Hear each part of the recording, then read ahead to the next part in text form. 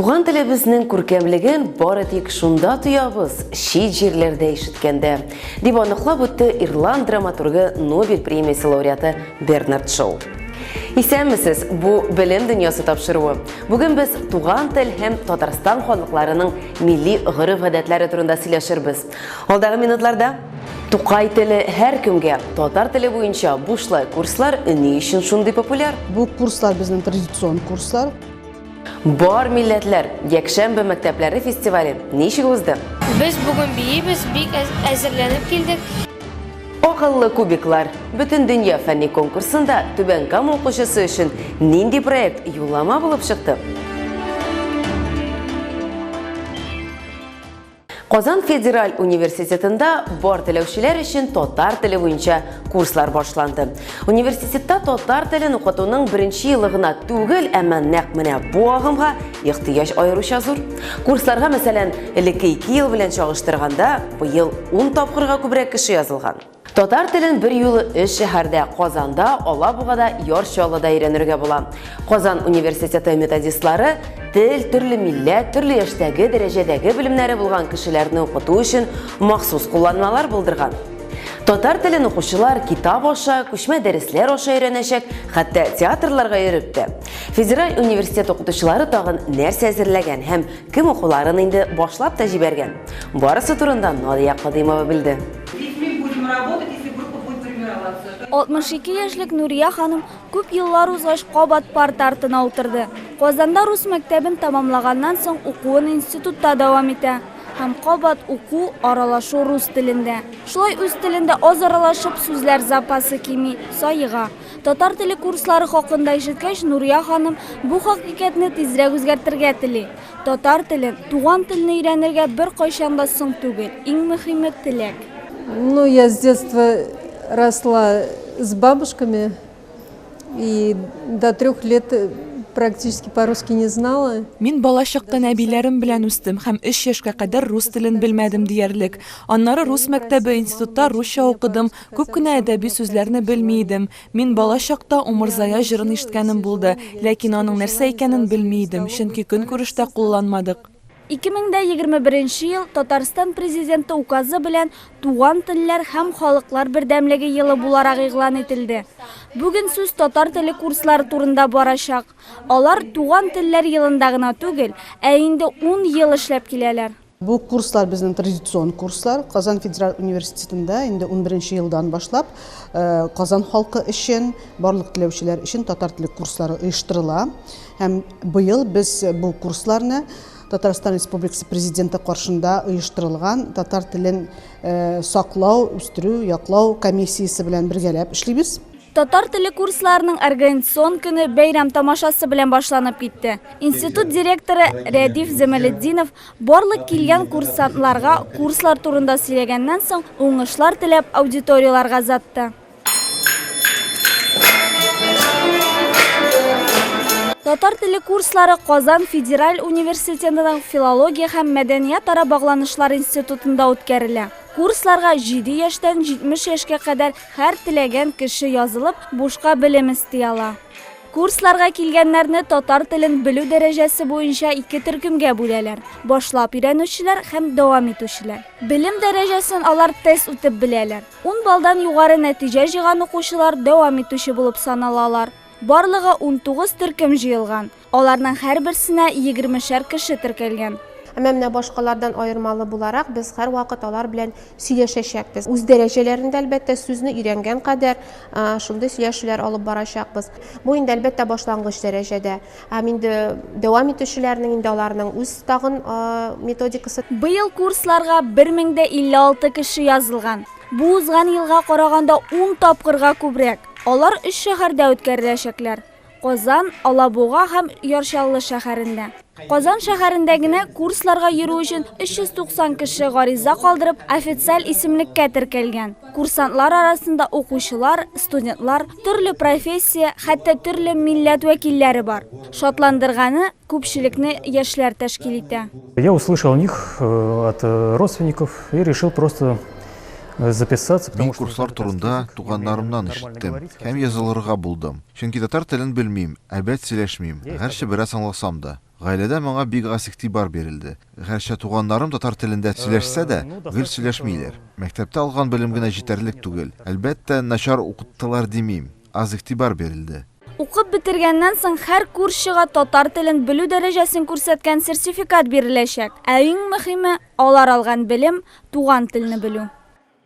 Татар, рус, әрмән, шуаш, грузин, нинди генә милләт костюмнары, җырлары, биюләре булмады бу көннәрдә. Күптән түгел генә Татарстанда күп милләтле якшәмбе мәктәпләре укучылары фестивале тәмамланды. Фестивальнең гала концерты Казанда узды. Моңа кадәр Әлмәт һәм Яр-Чаллы шәһәрләрендә сайлап алу зона турлары узды. Аларда 1000нән артык укучы катнашты. Җиңү өчен балалар төрле яшь категорияләрендәге 3 номинациядә көч сынашты. Җиңүчеләр исемнәрен Мәрсилә Искәндәрова белеп кайтты. Сәхнә гөрли. Казанда күп милләтле якшәмбе мәктәпләре һәм этно-мәдәни компонентлы мәктәп укучылары арасында үткәрелгән фестивальнең гала концерты узды. Мин җырлыйм 6 яшьтән. Мин бик яратам җырларга.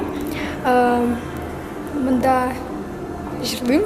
Мөслим районыннан килгән катнашучылар төрле милләт вәкилләре биюен тәкъдим итте. Төрле костюмнар, төрле халыклар, татарлар, руслар, керәшеннәр, марилар барысы да бер сәхнәдә. Син адам ори, син теге дип, фәлән дип, тегән дип айтып әйтмибез. Үзебезгә без алай кешеләрне менә бүлмибез.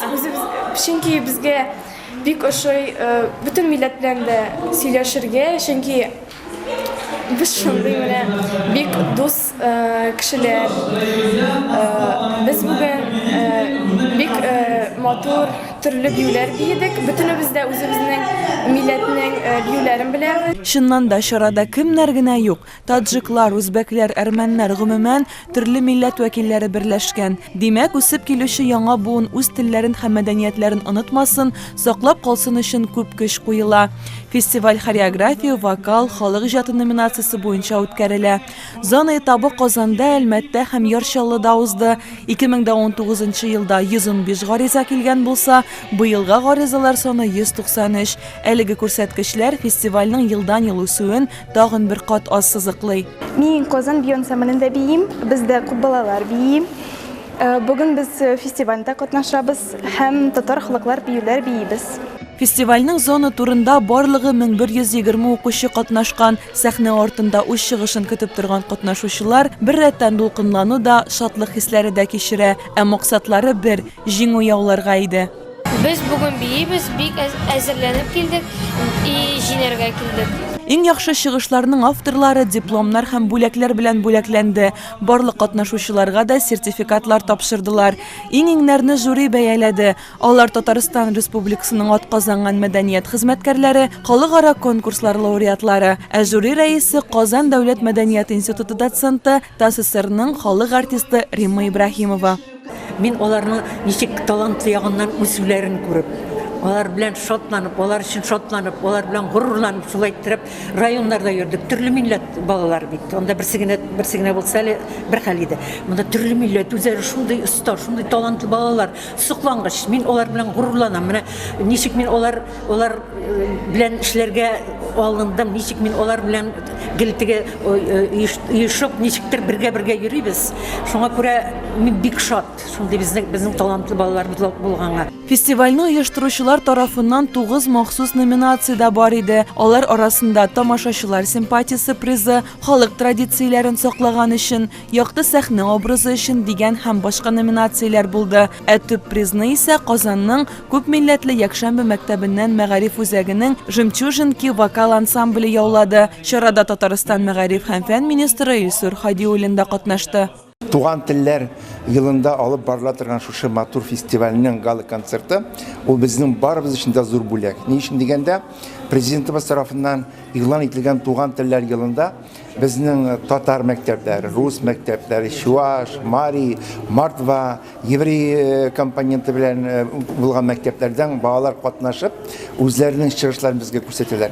Бу бит инде безнең мәктәпләрдә булды, аннары муниципаль районнарда булды. Вокал номинациясендә беренче урыннарны Казанның күп милләтле милләтле якшәмбе мәктәбе, шулай ук Ютазы районының Урыссу гимназиясы укучылары яулады. Ә хореографиядә Сакарвелла ансамбле, ритм бию коллективы һәм Казанның күп милләтле якшәмбе мәктәбе солисткасы җиңү яулады. Халык иҗатында ритмичок балалар фольклор коллективы, Казан шәһәренең күп милләтле якшәмбе мәктәбеннән килгән дуэт һәм Минзәлә районы Калтак урта гомуми белем бирү мәктәбенең Кашкари ансамбле үзләрен иң отышлы яктан күрсәтте. Түбән Кама укучысы Америка Кушма Штатларында узган Бүтән дөнья фәнни эшләр конкурсында катнашты. Бу ничек мөмкин булды? Бу хакта Нияз Рахман кызыклы тәнәфес автор сәхифәсендә сөйләп үтәр. Мәгариф дөньясының иң кызыгын интернетта сез күрми калганны ул белә. Исәнмесез, җир шары һәм интернет дөньясы. Бу кабаттан кызыклы тәнәфес сәхифәсе һәм алдагы минутларда иң кызыклы яңалыклар сезнең игътибарга. Көтелмәгән мирас. Мәскәүдә яшәүче 95 яшьлек математика укытучысы үз фатирын Маяклы йорт фондына мирас итеп калдырырга карар кылган. Нинел Моисеева хәйрия фондының кайнар линиясына шалтыратып 2 бүлмәле фатирын мирас итүе турында хәбәр итә. Мин әлеге карарны кабул итә алган вакытта үз окулымда булган чакта ярдәм итәсем килә. Гомерем буе көчле булдым, ләкин яшь үзенекен ала. Миңа инде 95, сузбаска булдым дия бик кеше. Ере күптән үлә, балалары булмый. Фатир шул рәвешле Маяклы йорт хәйрия фондына калачак.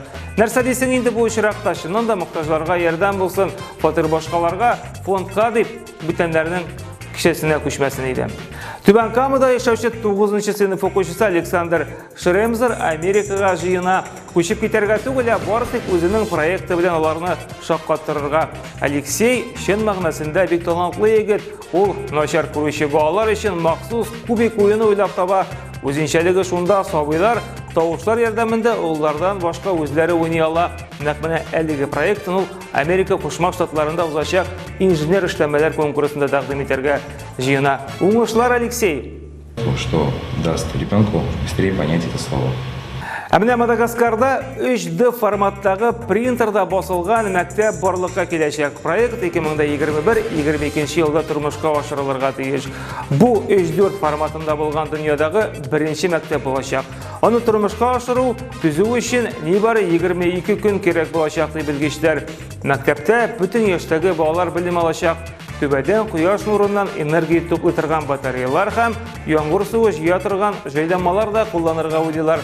Проект авторлары сүзләренә караганда, әлеге мәктәп киләчәктә уку йортларын төзегәндә аның бәясенә йогынты да ясарга мөмкин. Я не хочу идти в новую школу.